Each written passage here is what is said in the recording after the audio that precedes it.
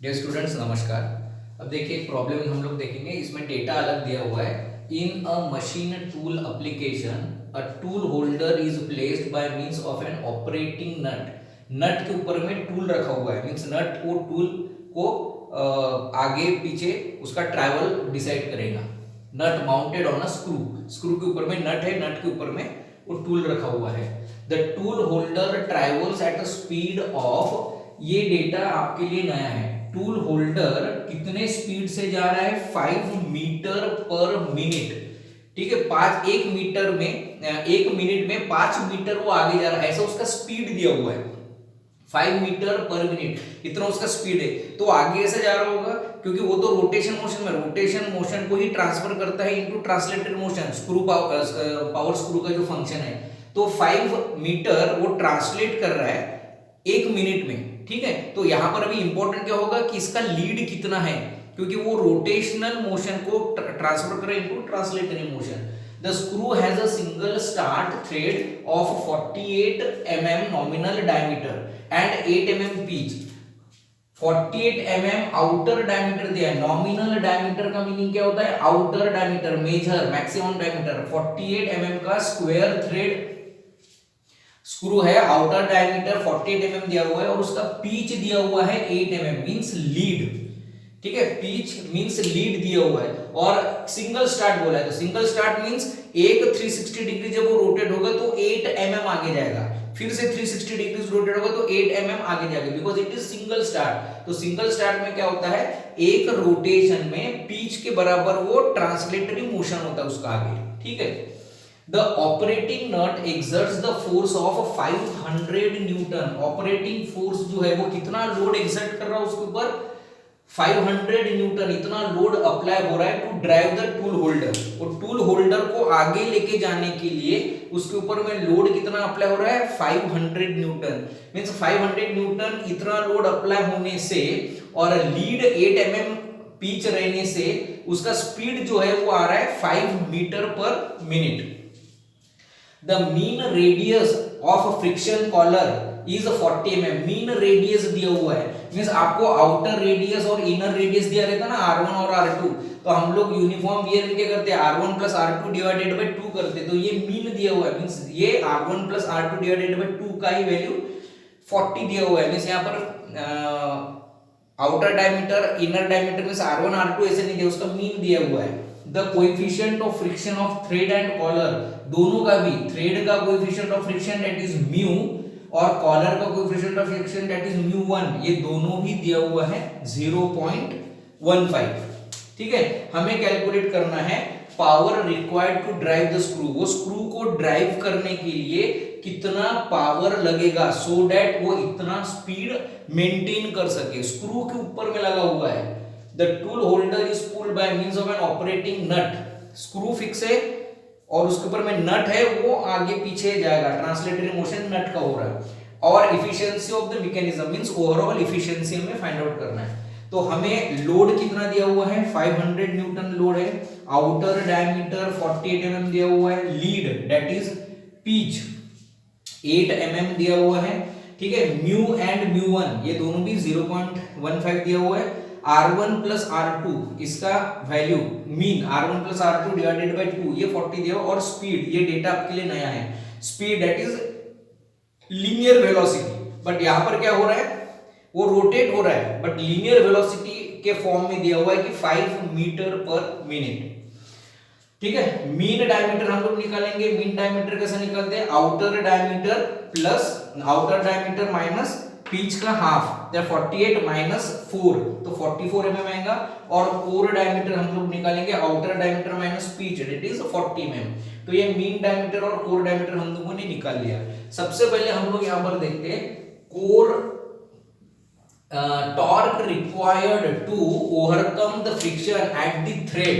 Thread के यहां पर कितना टॉर्क लगेगा फ्रिक्शन को ओवरकम करने के लिए? तो दैट इज T1। हमें सबसे पहले T1 निकालना है। T1 क्या है? Torque required to overcome the friction at thread areas, यानी स्क्रू और नट के थ्रेड्स के एरिया में। उसका फॉर्मूला आपको पता है, T1 is equal to W tan alpha plus five into DM by 2। Torque this is force, this is distance.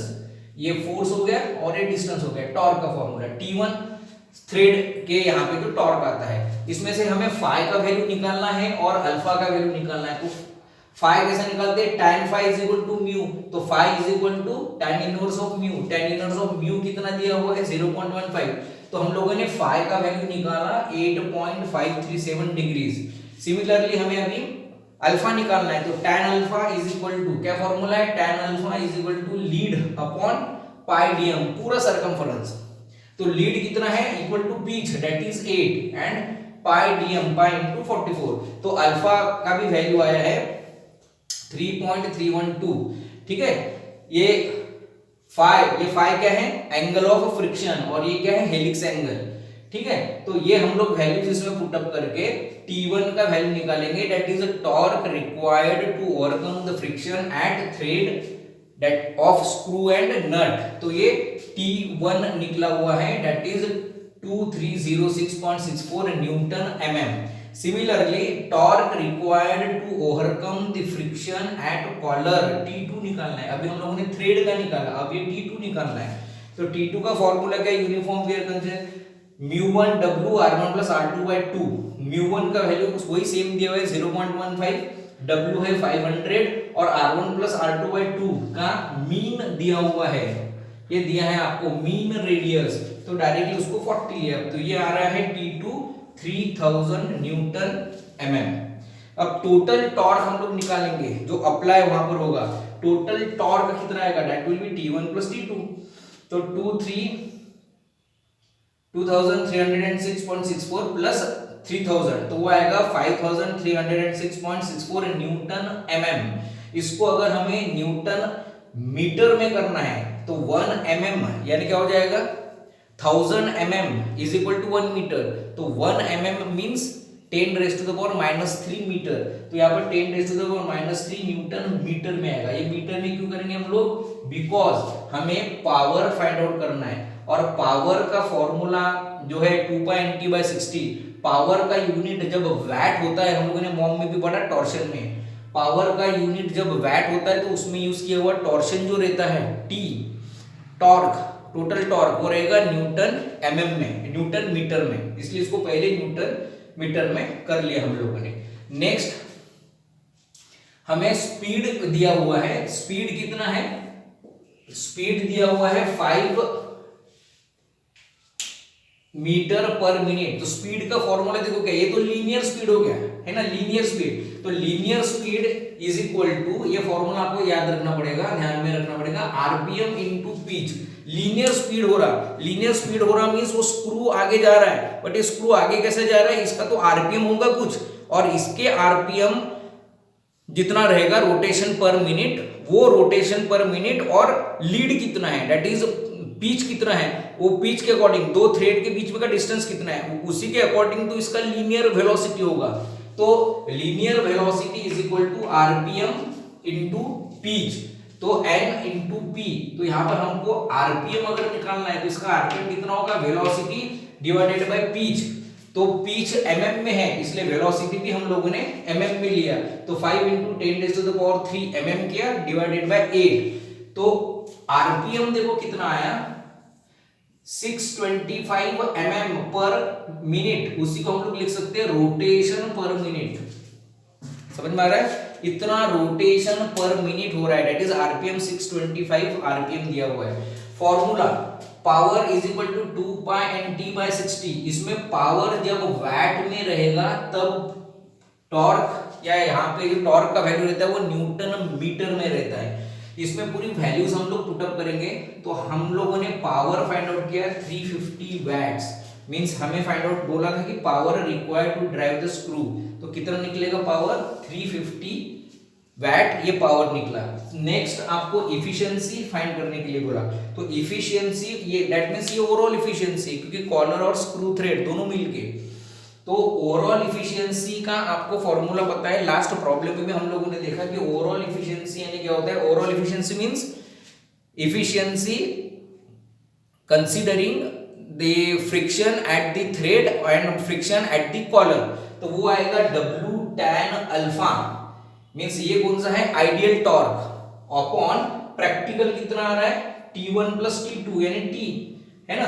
तो इससे भी आप फाइंड आउट कर सकते हैं, उसको सॉल्व करके देखो आप W10 अल्फा बाय T से। या दूसरा एक फॉर्मूला है एफिशिएंसी का, वो भी आप ध्यान में रखो। Efficiency is equal to output by input, simple formula है। तो आउटपुट क्या होगा, फोर्स लगेगा और डिस्टेंस ट्रेवल होगा, है ना। इनपुट क्या है, टॉर्क लगेगा और वो टॉर्क के कारण एंगल कितना टर्न हो रहा, समझ में आ रहा है। तो टर्न कितना हो रहा, पूरा 360। तो लोड कितना अप्लाई हो रहा, ये आउटपुट बाय इनपुट समझ लो। आउटपुट यानी क्या हो रहा है और इनपुट क्या है, टॉर्क लग रहा है। T1 टॉर्क लग रहा है थ्रेड पे, T2 टॉर्क लग रहा है कॉलर पे, टोटल मिलके क्या लग रहा है T। तो आउटपुट में इनपुट में टॉर्क लग रहा है और वो टॉर्क के कारण वो घूम रहा है, तो ये इनपुट हो गया, टॉर्क इनटू एंगल टर्न। तो आउटपुट में क्या हो रहा, आउटपुट में फोर्स लग रहा और उसके कारण डिस्टेंस ट्रैवल्ड हो रहा, है ना। तो आउटपुट में क्या हो गया, force into distance travelled upon input में टॉर्क इनटू एंगल। टॉर्क और एंगल के कारण वो फोर्स अप्लाई हो रहा और डिस्टेंस ट्रैवल हो रहा। तो W into L, L means lead, that is the distance travel, upon torque into angle turn. Angle turn कितना, 360 डिग्री, एक इसमें 360 डिग्री, तो 2 पाई, ठीक है। तो इससे एफिशिएंसी कितना आ रहा है, 12%। सेम यही फॉर्मूले से भी अगर आप फाइंड आउट करेंगे तब भी यही एफिशिएंसी आएगा, आप फाइंड आउट करके देख सकते हैं। समझ में आ रहा है, धन्यवाद।